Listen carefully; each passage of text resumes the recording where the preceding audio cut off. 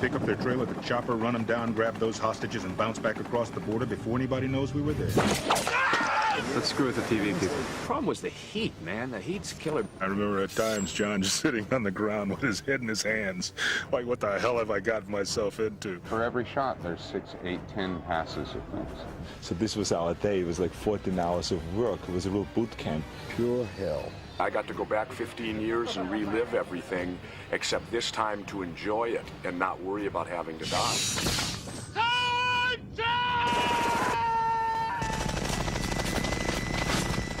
Shooting those many bullets coming through that gun, that power, it was an amazing experience. They don't put this in acting class. They'd have a bigger dropout rate. If it bleeds, we can kill it.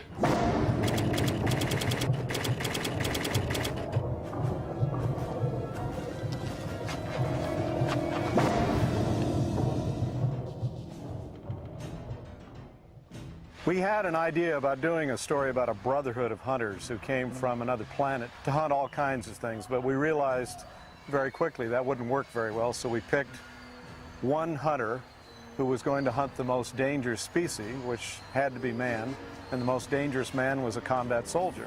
It's one of those simple ideas that once someone has the idea, everyone else says, oh, why didn't we think of that?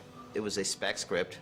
Thomas Brothers, two first-time writers at the time, basically couldn't get anybody to read the script, didn't have an agent, slipped it under a door of an executive, Michael Levy, at Fox. Michael read the script, shared it with me and the rest of us. Larry Gordon was head of the studio at the time, bought the script, okayed the script going out to Arnold Schwarzenegger. I went and got John McTiernan involved in the process. I had seen his picture. We needed a fresh voice. And Larry Gordon invited Joel Silver to come on and produce it. Joel was the hands-on producer on set. To this day, he still maintains an almost overwhelming presence on the set. A lot of producers, they sort of sit back, they get a line producer, they serve as a sort of creative liaison between the studio and the film, but they don't get their hands dirty. Joel always has gotten his hands dirty by really getting into the muck of the film. Let's lock off this, get a hi-hat or something on that one. I was very happy when they offered it to me. I wanted to do an old-fashioned popcorn movie. And that's what this is. It's meant to be entertainment, and it comes at it from a direction that I had some experience in, which is about its suspense. John McTiernan is a really wonderful action director. He has an ability to take a script and infuse it with both a sense of energy but great storytelling. And so he's a really wonderful storyteller, which is really what you want in a director. John McTiernan has a tremendous ability to visualize the film in his head and just go get that film. Not waste any time, not bullshit around. John McTiernan is an actor's director. It's not just some, director who's just trying to make pretty pictures. He has a motivation for why this particular scene should be this way and what your character's motivation should be. He's very sure of himself. You guys are all around. I'm going to have to be careful the next couple of days, aren't I?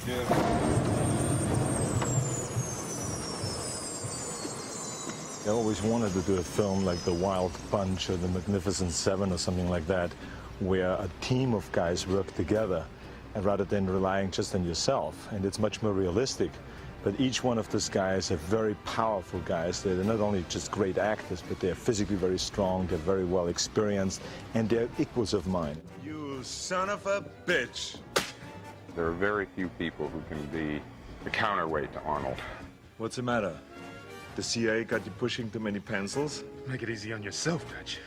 I wanted somebody very strong, who's a good actor as well as being very physical. And there are very few people around you could consider. Once we got the list out, Carl jumped right out. I was hanging out in that jungle called Hollywood, very much like this jungle here. Went in one day into this office. It was very hot, steamy like today, a lot of bugs crawling over you and that kind of stuff. Went to this producer's office, was very air-conditioned, saw this name outside, and you know, neon light and a fan inside and all that stuff, bush kind of furniture and stuff. So I walked in, sat down, made myself comfortable, and this man kept walking back and forth, back and forth. Finally, he was introduced to me, Joel Silver, the producer, and he comes up to me and he looks at me and says, "Hey, kid, you know what? I got a place for you. I got a movie for you. I want to do a movie about boxing. But before I do that, I've got another movie, In the Jungle. You look like you belong there. How about being in this movie? I'm gonna make you famous. I discovered you." Just like every other producer I've met, right, over the past 15 years, they discovered. I said, sure, I'll do this movie for you, right? So that's how I'm here. You're hit. You're bleeding, man. I ain't got time to bleed. In there? I play a guy in this by the name of Sergeant Blaine, and Sergeant Blaine is a 250-pound, shall I say, killer who chews tobacco. Bunch of slack-jawed faggots around here. This stuff will make you a goddamn sexual tyrannosaurus. Just like me. Oh, Jesse was a hoot. He came on very big, and it took us a little while to calm him down and get him closer to real. This movie was dominated by larger-than-life personalities. John! Over here. Bill is a spectacular actor. He's a ringer in the group. I had worked for Joel previously in a film entitled Commando, and we had a good time on that. Arnold and I got along real well. You scared, motherfucker? Well, you should be, because this Green Beret's gonna kick your big ass. I eat Green Berets for breakfast. He liked that, and so he hired me. My character has a fair amount of emotionalism that I have to bring out. Holy Mother of God. The environment that we're in lends itself so dramatically to the actual jungle experiences that I had when I was in Vietnam. And it was just an instant deja vu. I've had a number of those. Billy, you know something. What is it? There's something out there waiting for us. And it ain't no man. Sonny was a hoot.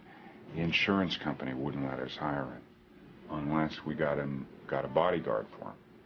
Now, the bodyguard was not to protect Sonny. The bodyguard was to protect other people from Sonny. So we had this 6', 8" tall giant man who just had to follow Sonny around 24 hours a day, the entire time he worked in the movie, and make sure that Sonny never misbehaved. Your money bags are getting in my shot there. The old women in the village cross themselves and whisper crazy things, strange things. El diablo cazador de hombres. The demon who makes trophies of man.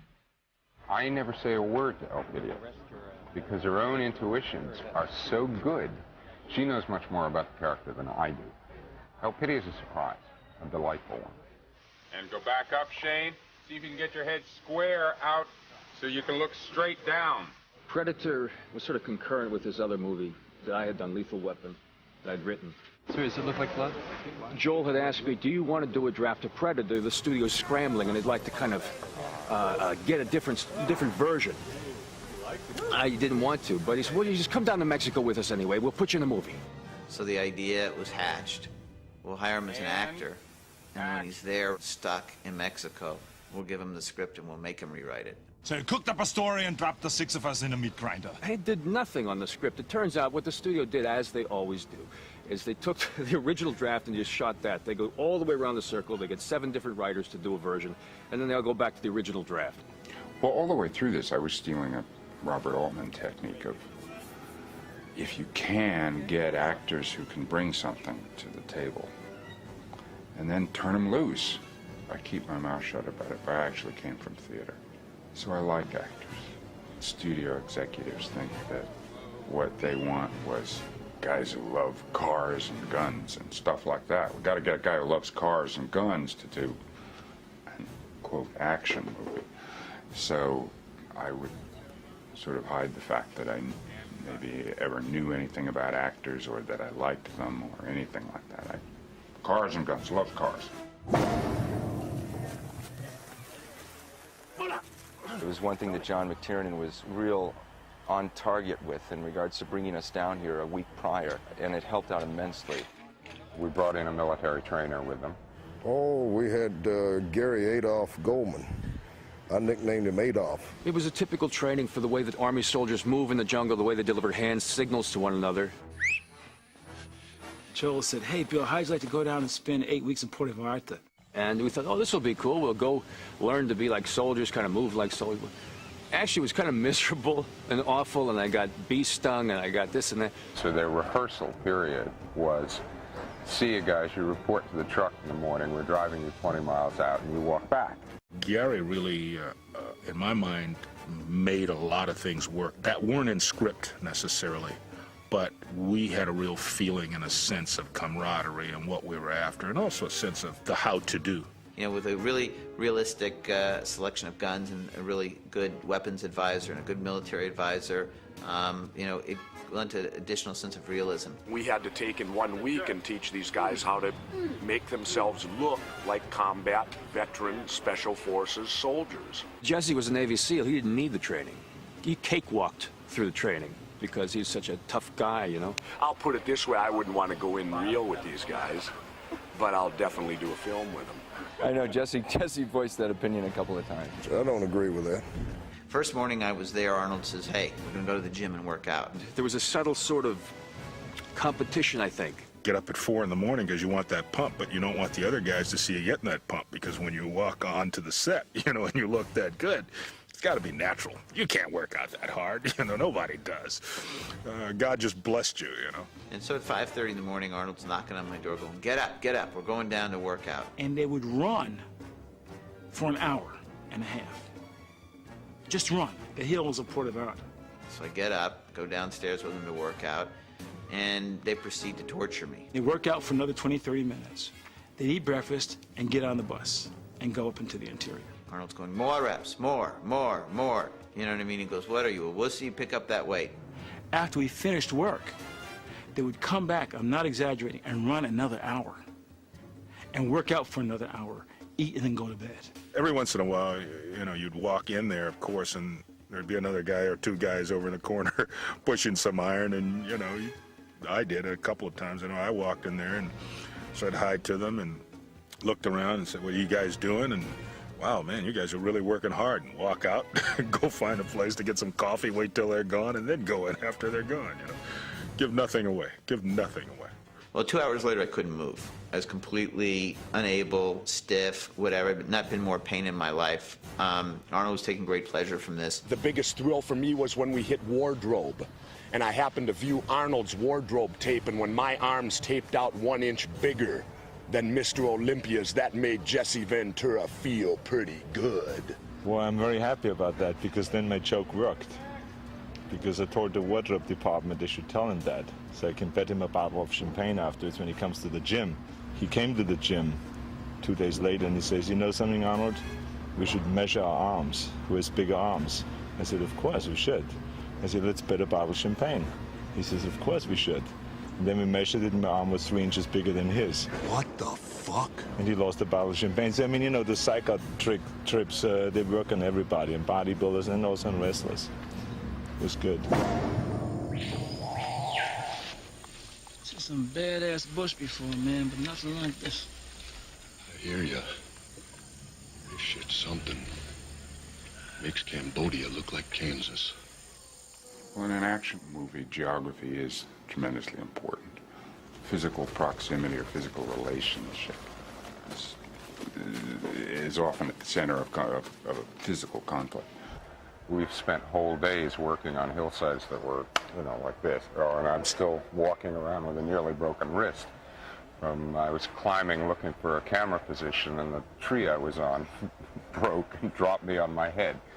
I think if you check with some of the other publicity people, you'll find there's a picture of the director sticking in a pile of rotten roots with his legs up, and that's it. The physical thing every day, you don't find yourself even sitting down. I mean, we had to prop this chair up so I could sit straight, right? Standing, you can't stand anywhere that's flat. It's always on an angle on a hillside. So even between the shots, you still have to, you know, it's still tension. It's always tension. Visually, you've got to create that whole environment that will put people a little on edge. It's a major minefield, and Don guided me through the minefield. I will be forever in his debt for that. All the accoutrements of gripping equipment and lighting and all the rest of it have had to be hauled up and down hills endlessly. actually very, very heavy real jungle is cinematically not very interesting because you can't see anything. You know, your horizon ends at about 4 feet. We would wind up going through and trimming out leaves, not doing any damage, trimming out leaves so that you could see through at some distance. If you look at Predator just as a design of a film, it's extremely well designed. We've had to use the environments that John and the producer selected for us and basically make those work. And we've had to build some trees. We've built 4 or 5 trees out of styrofoam and fiberglass to try and get some of the scale back into the jungle, some of the big root systems and just the large trees that you don't find in these areas.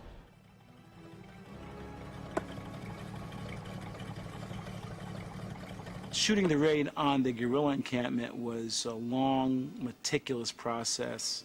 It's just so brilliantly done. I mean, that was one of the classic action scenes, one of the first and one of the big action scenes. We killed one of the hostages. We move. Mac, Blaine, the nest. Billy, Pancho, the guard, Hawkins, Dillon, back up.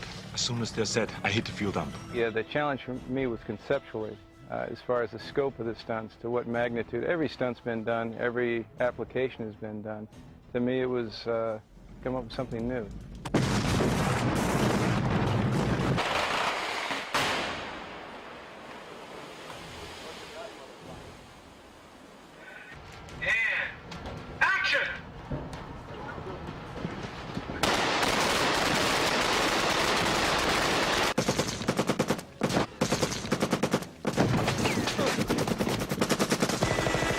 Going to have to teach me how to patrol through a jungle. Nobody's going to have to teach me how to take a sentry out, and nobody's going to have to teach me how to fire the most awesome weapon, handheld, the world has ever seen. Jesse had that huge Gatling gun, which makes so very little sense. I think it fires somewhere around the range of 3 to 5,000 rounds a minute. When this thing went, it was like the people were all set with their cameras, but no one took a picture because it was like... And they all just stood there. The cameras came down, the mouths dropped open. It was like everyone just... And that's a cut. Put him out. Sergeant! Sergeant! Who hit us today? I don't know. I only saw one of them camouflaged. We never really saw the Predator, and that's one of the wonderful things about that movie. I mean, we saw, even when my character is shooting and the arm goes off and all that sort of stuff, what my character saw was this sort of apparition that looked like the plants, but he saw the movement. When you design for visual effects, there are many more parameters that have to be considered than just the camera in action. We have a red suit that he runs around in the jungle with, and we pull mats off of it. The full camouflage effect, which is made up of a bunch of concentric inlines, we call them. There'll be the film that created the Predator, the background, and what's inside the Predator. We're also doing the heat vision that it uses to see, so that the audience doesn't just see heat, which is kind of a disorienting image. We are shooting regular color film of the background and also a heat image all at the same time, and then combining them together later optically. So in order to do that, both cameras have to see from the same perspective, which we accomplish with the beam splitter, so that the audience knows what they're looking at, and yet at the same time you can see a very startling and spooky image of what the Predator sees. So that then when those glasses come down, you're real close to the camera, actually. Okay. We have a lovely little guy who comes to us from the optical house in New York who takes measurements of everything. And the angles and this and that, and he's got a protractor alongside the camera and a surveyor's transit, and he checks absolutely everything and says, no, you can't shoot that, you can't shoot that. And he runs up and measures this and measures that. And 3 hours later, he says, all right, maybe you can try it. And that requires sometimes 6 hours to shoot 1 3-second cut. We had to go off and start shooting the movie, and They were late turning out the predator, and we all were desperately anticipating. It's coming, it's coming, it's coming. It's here today? No, tomorrow. Finally, the day it arrived. And they took the crowbars and pried it open and opened it and lifted it out of the box, and we all looked at each other and said, "Oh, are we in trouble?" Yeah, I don't know. Maybe if you shoot it from a low angle up, it would look bigger, you know? It just was kind of like underwhelming. The original Predator was not the Predator that you saw. The original Predator was a red figure with one eye in the middle on kind of stilts that on wires and so on. I just remember standing there and looking across through the trees, and there's this giant red thing coming like this. Like just exactly what we had not been trying not to have, because it was impossible to move, and it was terrible. I shot a shot, 2 shots with the damn thing, and just sent it back to the studio saying, "You really don't want us to continue with this, do you?" And they looked at it and said, "Nope, wait, stop." We knew the production was going to have to shut down when we ran out of money. And it was one of those fortunate things that Larry Gordon was on board as a producer, because he was there to protect the financial integrity of the picture. In other words, he was there to beat somebody up to get us more money, which wasn't going to happen for a period of time because it needed Leonard Goldberg to come, and he took over the studio. He followed Larry in. He saw the movie and saw the potential of the movie, saw an hour of the movie, and okayed the funds to finish the picture. A break in shooting like that is actually a tremendous luxury. It's wonderful. Woody Allen now does it as part of his production process. He shoots most of the movie and then goes and edits it. And then he goes and finishes, but also reshoots the things that, now that he's had a chance to work with it in the cutting room, to see what he can do better and to adjust it. And what I wanted to do was put the movie together first and then go back. It's by no means a calamity. It's actually it's an advantage. It gave us an opportunity to see the picture. And, you know, I think that really affected the end of the movie, because I think it was made bigger and more exciting and spectacular. And it's always great to be able to shoot the third act of a movie, knowing what the strengths and weaknesses of the first 2 acts are. And then we went to Stan Winston. It was wonderful. You're probably wondering why we brought you here today. Basically, what we're doing is making monsters. That's what we do, and we do it well. Stan had just done this before, and he knew how to go about it, and it was just a very different experience working with him. Joel Silver contacted me, and then I met with John McTiernan, and if I recollect, I believe it was Arnold that recommended that they contact me, because, of course, Arnold and I had worked together on The Terminator and have remained very close friends ever since. What the hell are you? The creature design evolved given the springboard of the Rastafarian warrior that I had seen the drawing of that Joel had on an airplane flying to Japan with Jim Cameron sitting next to me. And while I was on this airplane flight to Japan, I was sketching concepts for the Predator. Jim Cameron looked over to me and says, "You know, I always wanted to see something with mandibles." And I went, "Oh, really? Well, so what?" I think Stan Winston gave the Predator a great look. He came up with that unique hair design, came up with those jowls. He really created an indelible monster. He was going to be a warrior and a humanoid, muscled out warrior. And guys in the studio had known of Kevin Peter Hall and was just finishing suit work on Harry and the Hendersons at the exact same time. And I believe Kevin was somewhere on the 7-foot range. Immediately the concept became, let's get Kevin, who can in fact work in a suit, who is an actor, who can create a performance, can create a character. And here is a guy who is huge, and next to Arnold would make Arnold look like a peanut. I saw them go by with this big mattress still in the Kevin's room. so they could have two big queen-size beds, and he just slept across both of them because he was so big. And he wasn't just some big guy in costume. I mean, the way he moved and the menace and he took things off, you know.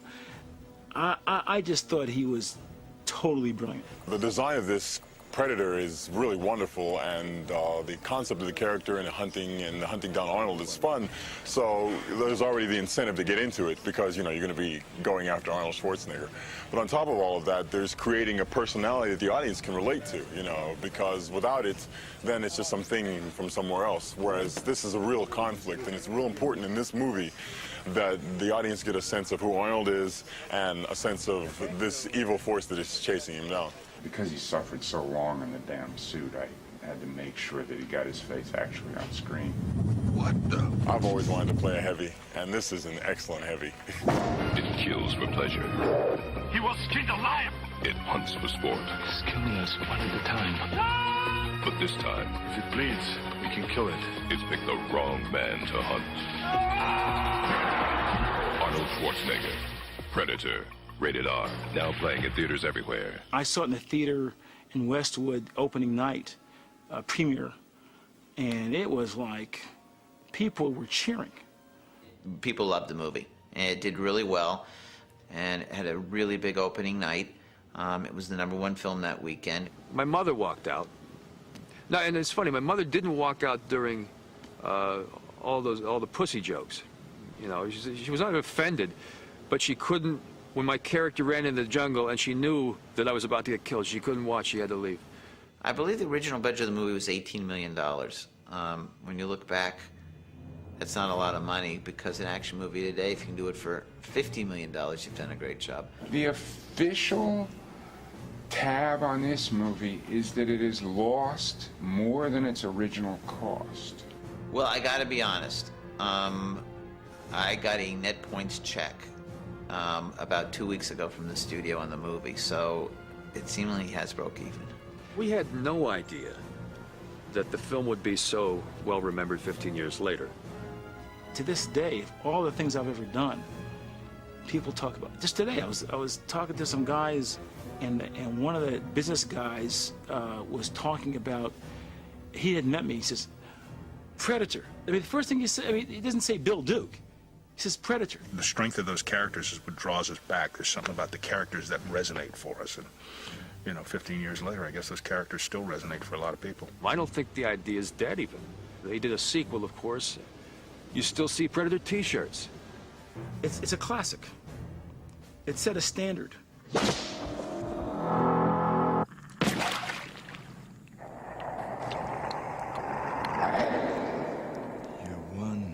Ugly motherfucker.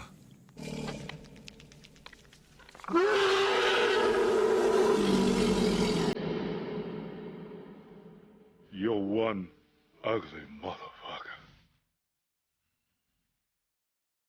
You're one ugly motherfucker. See, you can't do it because you have to do it with the accent.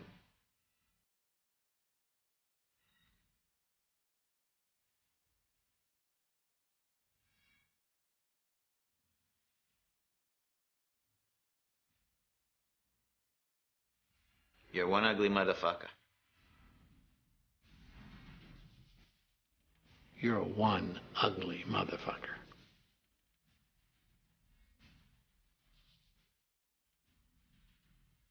You're one... No, this is Shatner version. I don't know. I'm not going to say it. All right.